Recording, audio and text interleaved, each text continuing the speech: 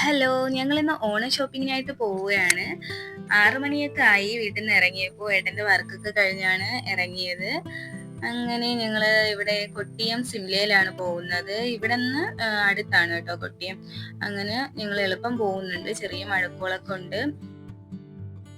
അങ്ങനെ ഞങ്ങള് സ്പീഡിന് പോയി. കാരണം റെയിൻകോട്ട് എടുത്തില്ല. മഴക്കോളും ഉണ്ട്. അങ്ങനെ ഞങ്ങള് എളുപ്പം പോയി. അങ്ങനെ സിംല എത്തി. അങ്ങനെ കടയിൽ കയറിയ ഉടനെ ഞാൻ ഏട്ടനെ വിളിച്ചോണ്ട് ടോപ്പ് സെക്ഷനിലാണ് പോയത്. അങ്ങനെ 2, 3 ടോപ്പുകളൊക്കെ നോക്കുന്നുണ്ട്. ദാ ഈ കാണുന്ന ടോപ്പുകളെല്ലാം നല്ല റേറ്റ് കുറവാണ് കേട്ടോ.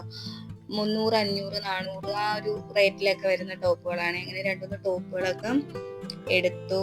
അങ്ങനെ കുറച്ച് ടോപ്പുകളൊക്കെ ഇങ്ങനെ നോക്കി കേട്ടോ.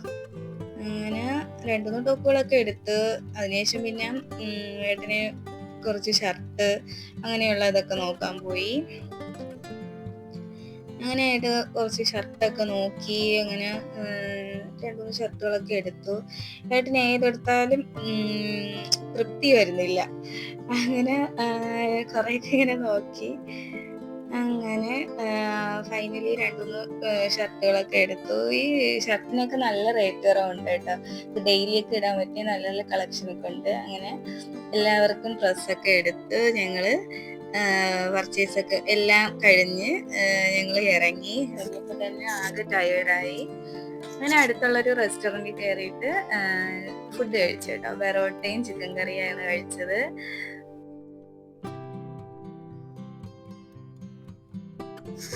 ചിക്കൻ കറി ഒട്ടും കൊള്ളത്തില്ലായിരുന്നു. പിന്നെ മേടിച്ചതല്ലേ എന്ന് വെച്ചിട്ട് എങ്ങനെയെങ്കിലും കഴിച്ചു. അപ്പോൾ ഞാനാണ് ഈ റെസ്റ്റോറൻറ്റിലെ ഏട്ടനെ കൊണ്ടുവന്നത്. ഞാൻ ഇവിടെ മുന്നേ വന്നിട്ടുണ്ട്. പക്ഷെ ഇവിടുത്തെ ബിരിയാണിയൊക്കെ നല്ലതായിരുന്നു. അങ്ങനെ ഏട്ടനെ വിളിച്ചു കൊണ്ട് വന്നതാ. പക്ഷേ ചിക്കൻ കറി വളരെ മോശമായിരുന്നു. അങ്ങനെ ഫുഡൊക്കെ കഴിച്ചു, ലൈമൊക്കെ കുടിച്ച് അങ്ങനെ വീട്ടിൽ പോകാൻ ഇറങ്ങി.